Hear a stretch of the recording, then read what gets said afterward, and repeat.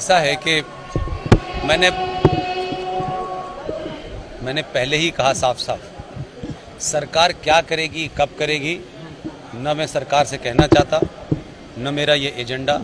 मेरा एजेंडा ये है कि जब देशवासियों को नहीं पता तो सरकार को कैसे पता होगा। और जब तक आप चिल्लाएंगे नहीं, सरकार नहीं जगती है, चाहे ये सरकार हो या वो सरकार हो। ये सनातनी हिंदू समाज की समस्या है कि वो सरकार ने क्यों नहीं किया, बस खत्म कहानी। सरकार ने बहुत सारे काम कर दिए, वो भी तो नहीं आपको पता है। High court, Allahabad high court के जज ने आपको गीता पे डिसीजन दे दिया, आपको नहीं पता। आपको नहीं पता कि भारत के संविधान में 22 चित्र थे, किसने हटाए, आपको नहीं पता।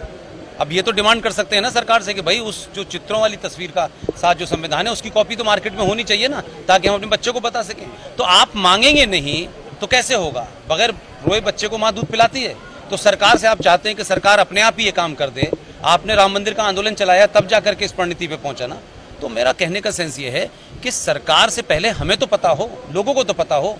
100 करोड़ की जिसके पास भीड़ हो, जिस समाज के पास, उसकी आवाज नहीं जा रही है। इसका मतलब है कि बिल्कुल समाज कायर और डरपोक हो गया है, सिर्फ लालची और स्वार्थी हो गया है। वो सिर्फ तेल के पैसे कितने कम कर दे और जीएसटी में कम कितना हो जाएगा और हमें इनकम टैक्स कितना, सिर्फ इसी में रह गया समाज हमारा। ये जीवन में चलते रहते हैं, ये पूरी दुनिया में चल रहे हैं। बेरोजगारी तो अमेरिका में भी है, लेकिन वो तो राष्ट्रपति ये सोच के नहीं चुनते कि तेल के दाम कितने हैं, वो तो सोचते हैं राष्ट्र को कौन बचाएगा। तो हम बातें बड़ी बड़ी करते हैं, लेकिन जब कुछ करने का समय आता है तो सरकार करेगी, सरकार करेगी। मेरा कहना यह है कि एक सेकंड पूरी बात कर लूं मैं अपनी। मेरा सिर्फ इतना कहना है कि आप लोग जो उस तरफ खड़े हुए हैं, मैं भी 4 साल पहले उधर ही खड़ा था और उसके बंधन होने के कारण बहुत सी बातें नहीं कह पाया था। मेरा सिर्फ इतना कहना है, वक्फ प्रॉपर्टी एक्ट 2013 जो संसद में पास हुआ है, आज की डेट में गूगल है, आप लोग सर्च करिए, कागज मिल जाएगा। और अपनी जितनी आपकी क्षमताएं हैं, चाहे वो टेलीविजन की हो, अखबारों की हो, और अगर किसी की नहीं है तो अपने मोबाइल पर 4 लाइनें लिख करके, बोल करके लोगों के अंदर एक आंदोलन क्रिएट कर सकते हैं। यही मैं समझता हूं कि हमारा काम है, यही होगा। सरकार कब करेगी? सरकार को भी समय लगता है। सरकार से आपने कहा था कि गीता को राष्ट्रीय ग्रंथ घोषित कर दो, लेकिन कर दिया। लेकिन उसके बाद आपने क्या किया? आज भी आप अंग्रेजों के चलाए हुए 500 रुपए के बुक्का देते हैं किसी भी गेस्ट को, गीता क्यों नहीं देते?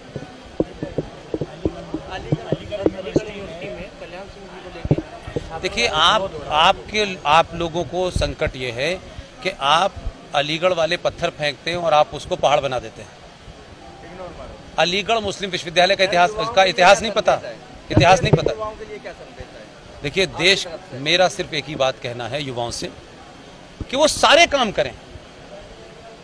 हर युवा को नौकरी चाहिए, हर युवा को काम करना करे, लेकिन भाई आज नौकरी नहीं मिल रही है, उसके कारण भी ढूंढें।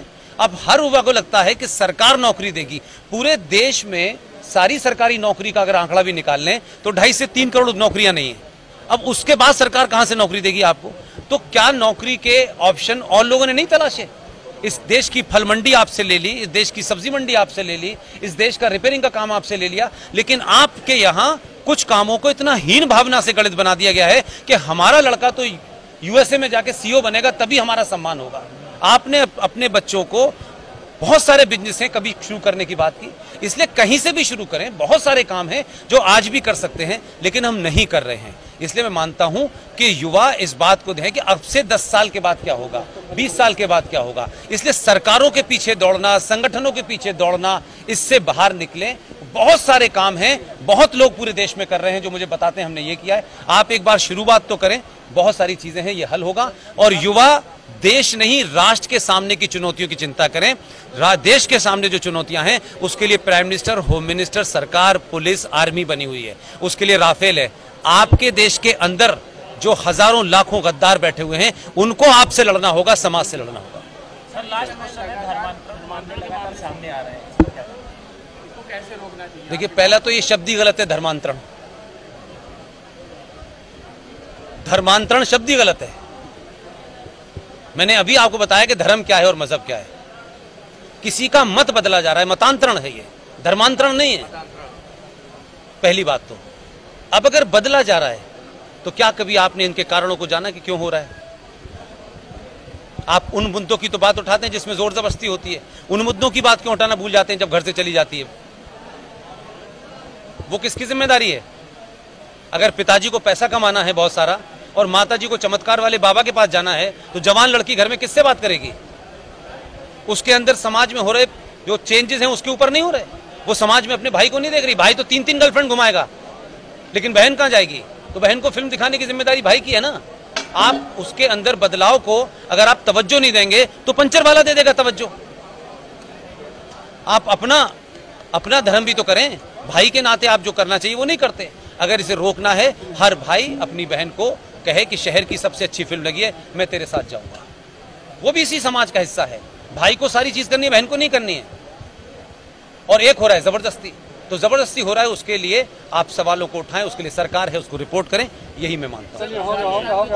कहां पे भारत में कितना असर पड़ेगा? भारत को क्या करना चाहिए? देखिए, दुनिया में अगर इस्लाम के सच्चे मानने वाले कोई लोग हैं वो तालिबान हैं। वही कुरान मजीद को अक्षर से मान रहे हैं। पूरी दुनिया में बाकी लोग हैं वो फ्रॉड और मक्कार हैं, जिसमें भारत के 30 करोड़ मुसलमान भी हैं। ये इस्लाम की बात करते हैं, इस्लाम को मानते नहीं हैं। इस्लाम के हिसाब से वहां चल रहा है मामला। भारत को सिर्फ यही चिंता होनी चाहिए कि पाकिस्तान बैंकरप्ट हो चुका है इस वक्त। पाकिस्तान के पास आतंकी बनाने के लिए भी पैसा नहीं है।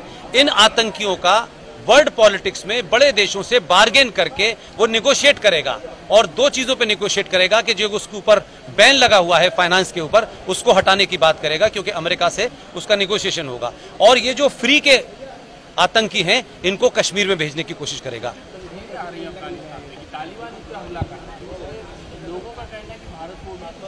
नहीं करना चाहिए।